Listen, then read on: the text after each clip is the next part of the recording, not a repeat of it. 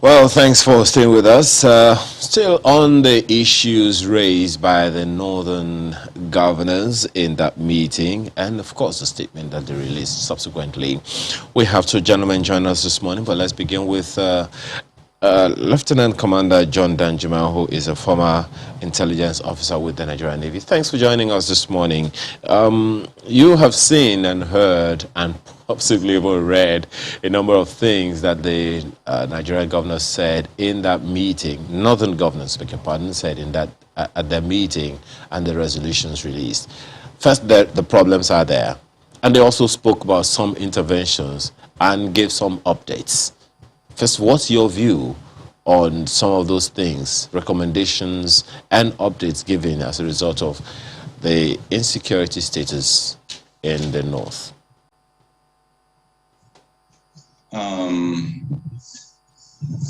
Ayo, we've got ourselves into a cycle, and if we don't remove ourselves from that cycle, we are not going to make any headway. Whenever politicians talk, we seem to get engrossed in what they are saying, and we forget the real issues of development and of uplifting the standard of living of our people.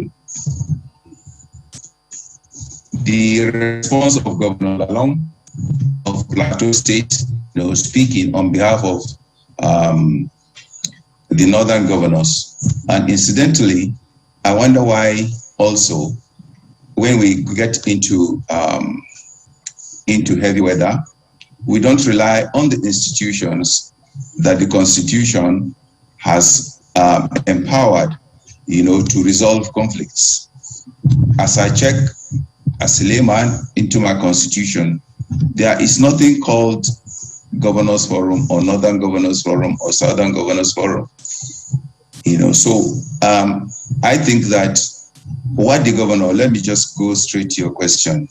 The answer of the governor to the southern but if I could just clarify, just a minute. Yeah. The perspective, this has got to do with security, not the political decision that they made. Because remember, they said they reviewed security updates from the region, and then there were certain resolutions, which amongst which they decided to resolve to work together, synergy between frontline states, as well as working with federal government to address the security concerns. So that is a perspective with which we'd like you to respond. Well, even then, I can confidently tell you that you cannot compartmentalize security in the sense that you fight security separately from the north, as against the south. We must begin to see that government as a whole, is the problem, and not the regions that are the problem. I like to say that, to repeat the words of James, without attempting to sound sanctimonious, St. James said that wherever you see conflicts, wherever you see insecurity, check and you will discover that it is because of unfulfilled desires. If it is true that there are over 100 million Nigerians that are destitute, that means that they don't have their desires, basic desires, fulfilled.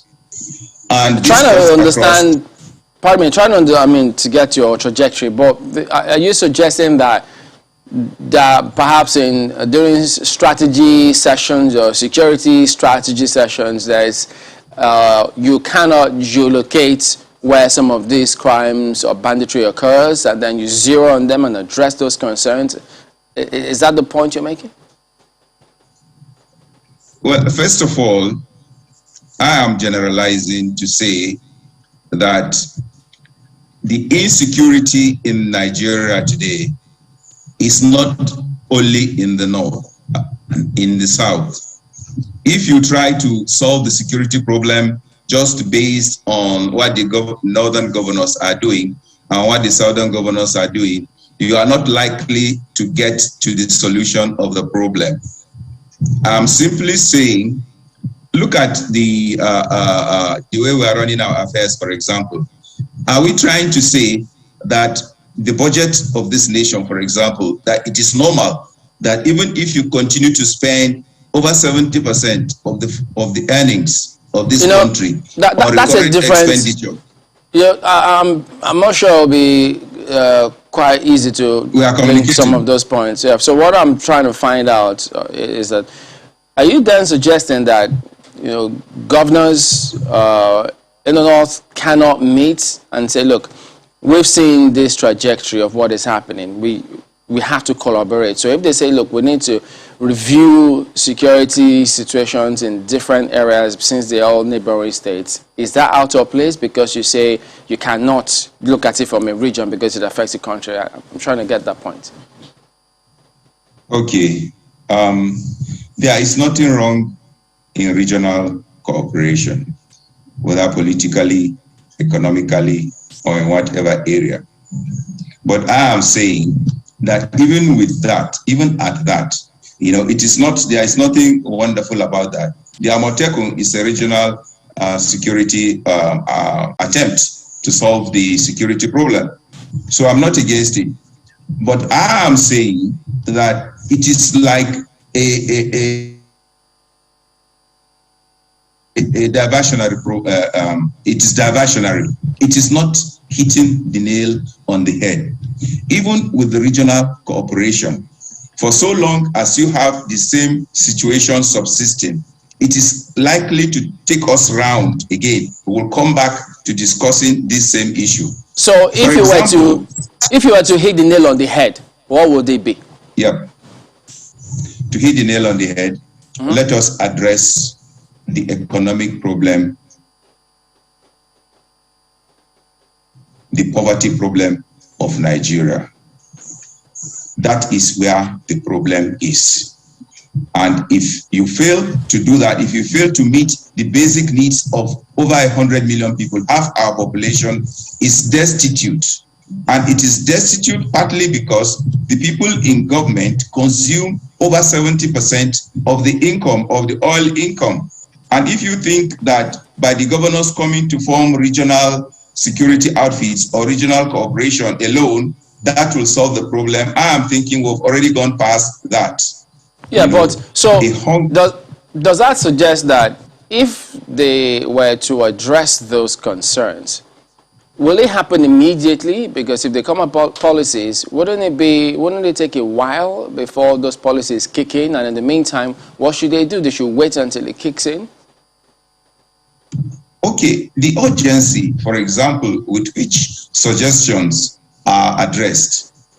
We have said, for example, that communities, should be able to protect themselves. And we have made such suggestions. How many months now? Maybe going to years. But in the past week, for example, about 40 people were just plucked out like flies, in southern Kaduna. Are you telling me that if those people had formed a defense, since government, there is no way with the number of army, with the number of security agencies today, there is no way you can defend, government can defend the people.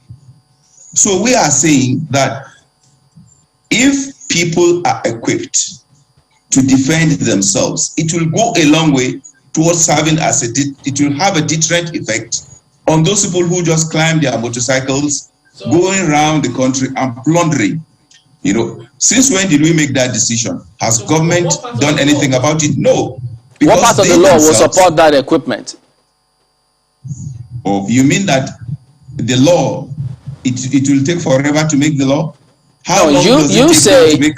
You say if people are equipped to defend themselves, then there will be results. And I'm asking, all right, so what part of the law will support that if whoever was to carry that out? You are assuming that making the laws are not part of solving the security problems. Oh, so you're talking about a non-existent law? Are you referring to a non-existent law at the moment? I can answer you in two ways. First of all, do you know that there is a natural law which is higher than the Constitution, which automatically means that you should protect yourself, either as an individual or as a community. In fact, in the American Constitution, they say that the right of the people to protect themselves, to defend themselves, shall not be taken away from them. So it should even have been a constitutional matter that people should be able to defend themselves and not wait for the government that is non-existent in defending them. We have consistently said that Nigeria, there are many ungovernable spaces. Don't also forget that it's public knowledge that your right stops where mine starts. But you know that's further conversation for another time. Let's quickly bring in Alfred Ononubo, who is a security consultant, into this.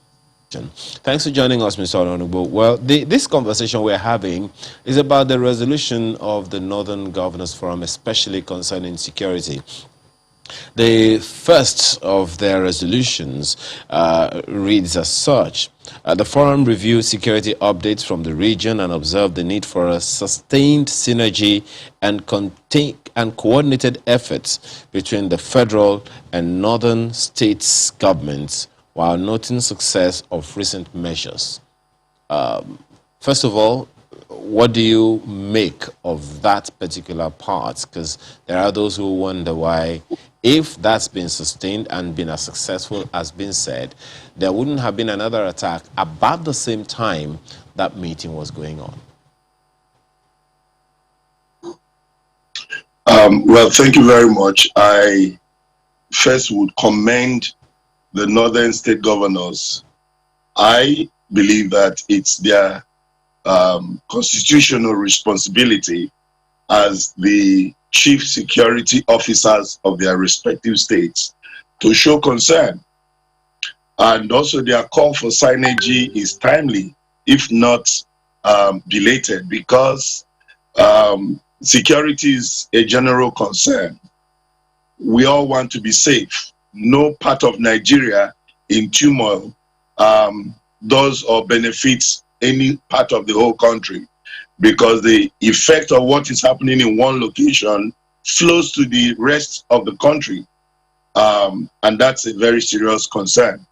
I also know that they're just repeating what calls that have been put out there for a sustained synergy between the various agencies involved in this engagement. So I commend them, and I also wish there could be political will from them as well that drives the quest for a secure northern Nigeria. But let me also underscore an issue here.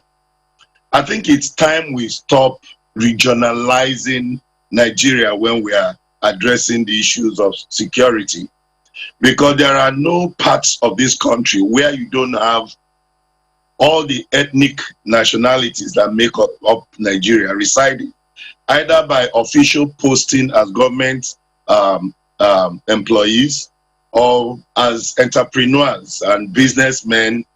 We have Nigerians everywhere. Right now, we don't have the Nigeria where there is north, south, east, west, exclusive to the people in that region. So I also want to see that begin to play out among our political class. This regionalization of Nigeria and our problems is making it difficult for us to own up to these challenges and address them holistically. All right, so in that case, perhaps in addition to the suggestions you want to give, how would you then suggest they should have approached this? Well, I think we should call for a national security emergency. There should be a state of emergency declared in Nigeria. Frankly speaking, the situation has gone out of hand, and the security agencies have been drained. They've deployed. We are losing men in hundreds. We are getting weaker. We are spending so much money. The budget of the security, from what we read on the papers, has gone so high. We're putting so much into security and to secure our safe space that we are deploying in other areas of the sector. So there should be an emergency approach to this situation. Well, we should see that. We're still on that same point, because if you look at different states, the police themselves, for instance, they got different state commands to address those matters, as opposed to just having it, just one umbrella. Just thinking about how some of those concerns that you have raised, because if you go through the comments of that resolution, there were references to synergy with the federal government a number of times. So when you say how they should have approached this, one wonders how much of the concerns or the challenges or the solutions lies with the governors and how much of it lies with the federal government. Because if they reference synergy with the federal government, it does suggest as though enough of that has not been done. Because, I mean, if you remember, Niger State Governor some time ago did say point blank that he's not getting the kind of support he wants from the federal government. Can we gloss over that? Yes, I think sometimes the politicians make statements that probably they hope to make them popular among the people. Security issues, as it stands today, should not be politicized. And I really wish I could beg some of the governors. What part of this is being politicized? For instance, for a sitting governor to come to the public and make a point that he's not getting support from the federal government. Now, the local community, the local people in the state from where he's speaking, we consider that as marginalization. They would take political interpretations into some of these things. There are established protocol or channels of communicating such sensitive information. The president is the commander-in-chief. The state governors are the head of securities constitutionally in their state, supported by federal government establishments like the police, the army. There is no state in this country where you don't have military formations, police commands, and... Did you actually listen to what he said on that particular day? About how he had taken, tried to explore all of those channels and nothing was forthcoming? If he made such a public statement, it's not something that should be encouraged. At this particular time, we are managing threatening national security issues. There should be some level of, management, information management that we have to observe at this time, because people are dated, there's tension everywhere, the situation is charged. In other words, we should have a... In other words, he should not have spoken up or raised the challenges which he thinks he is facing as the chief security officer of the state. Not in a public forum, because there should be channels of expressing, except if there are personal issues that is affecting his operations, which he thinks are deliberate. You always know that the media want stories like this. They make a good sell for their, news. So we just need to see how we can kind of tinker some of the communication styles of our political leaders. And to be honest with you, a lot of them are making statements that gives them credibility, acceptance, and then a broad reach among their people. So we should be careful. I don't know. I'm trying to still get your line of thought when you say the media makes, sales of some of these things. I mean, we're talking about lives of people here. I don't think the media looks forward to people who have been killed on a regular basis, because don't forget, they put their lives on the line as well to get whatever news item that they want. So it's not exactly correct to say that, they gloat over this kind of matters. Social media, please.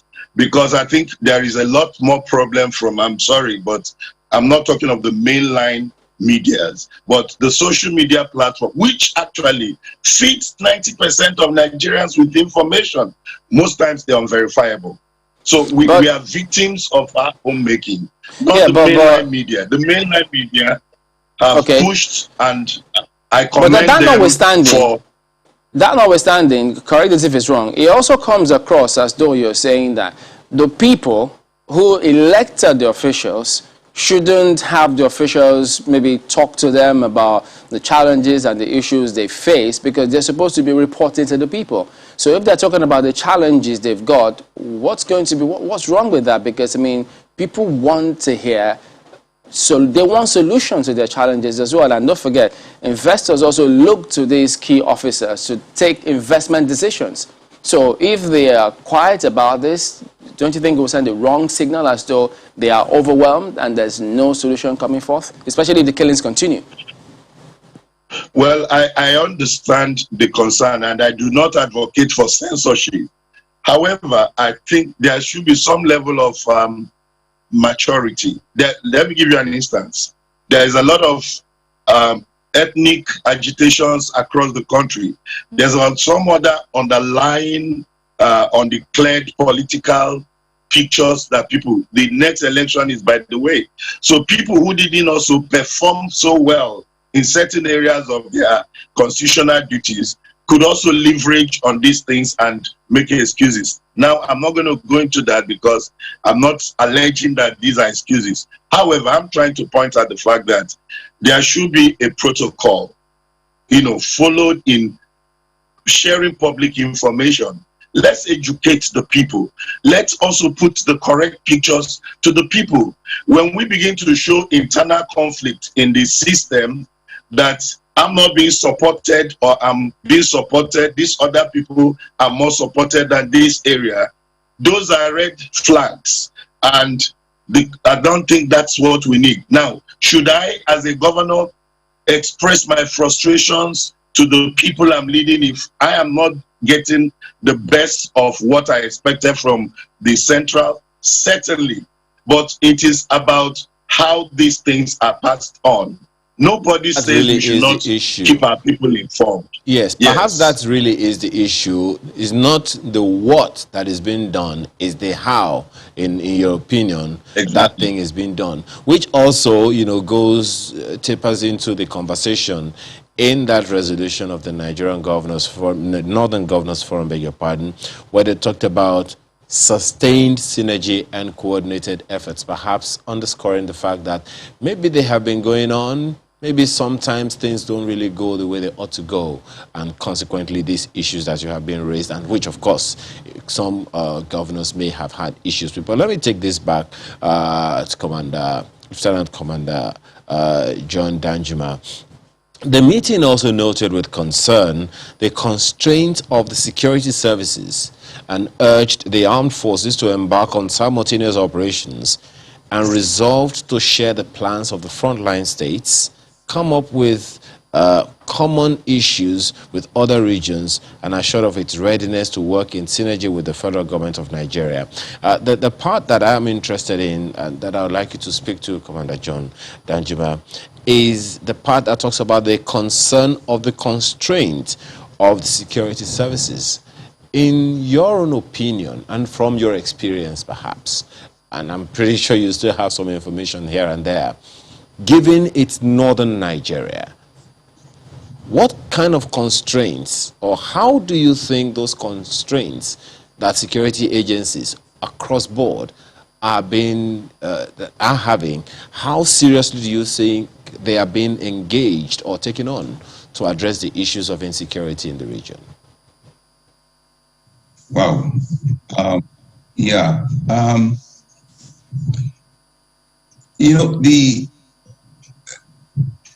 The question of synergy, among the security organizations has been a problem.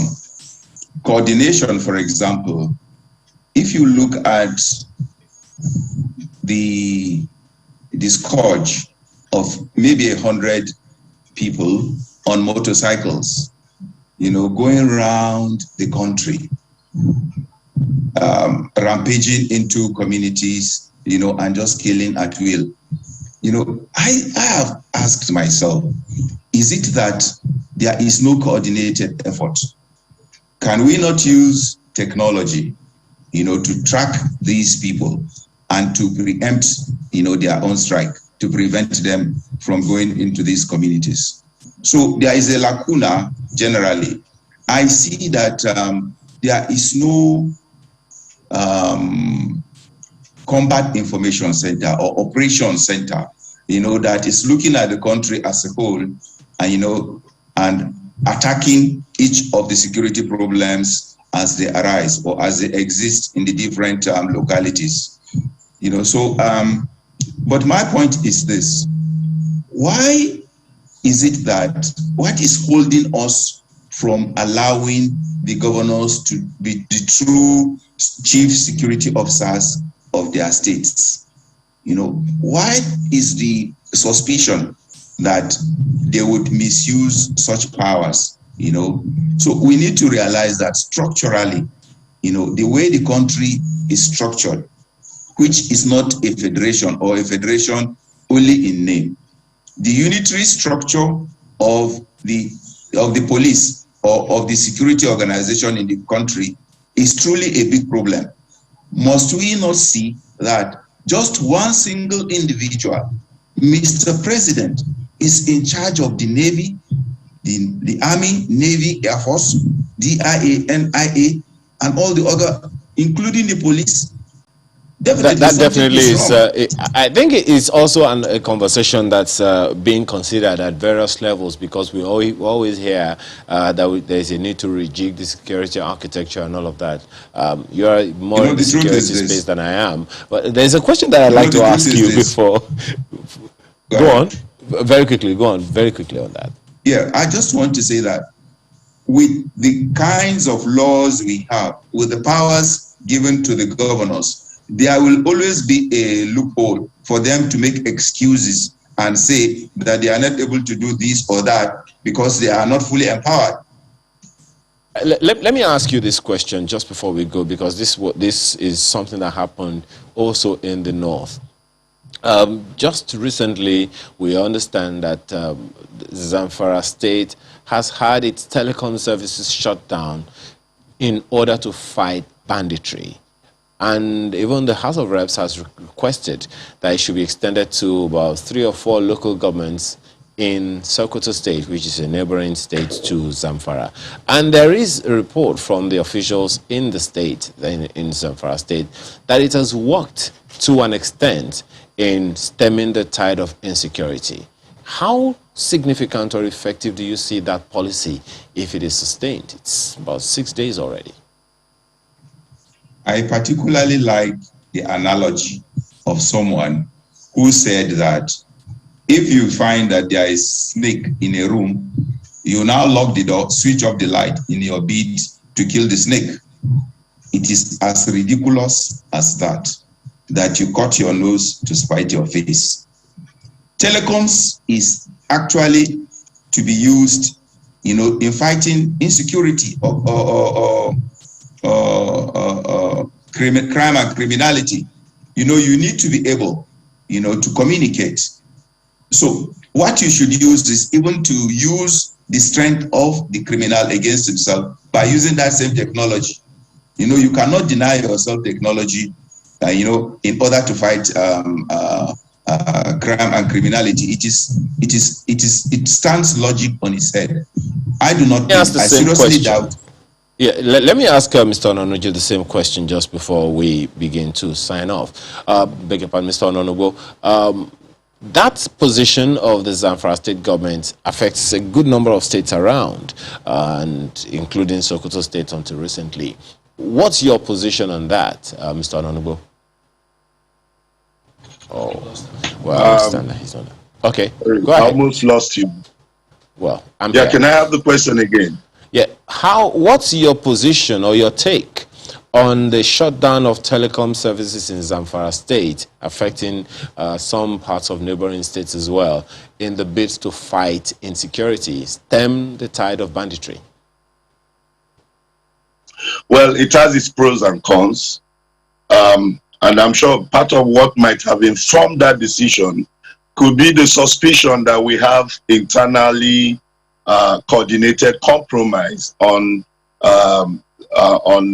strategies by the military, because there are certain things we shouldn't say so as not to discourage and bring down the motivations of our officers and men. But there seems to be very strong suspicion that the structures of deployment seems to be leaking water somewhere, and I would really not just see the shutdown of the telecom system as just the problem. That is unsafe on its own, because the military needs to effectively coordinate their engagements. However, where there are suspicions that some of the personnel might be in alliance with the insurgents and probably passing information to them that have resulted in our losing our men in some locations, gives one concern. And I'm sure every commander would want to go out and come back with his men and team intact successfully. Okay. So, well, Mr. Onugbo, I be... apologize. Yeah, we are completely out of time now, but your position on that matter is taken. We have to thank you very much for your part in our program today. Alfred Onugbo is a security consultant, along with former intelligence officer of the Nigerian Navy, Lieutenant Commander John Danjuma. Gentlemen, thank you so much for your time and thoughts this morning.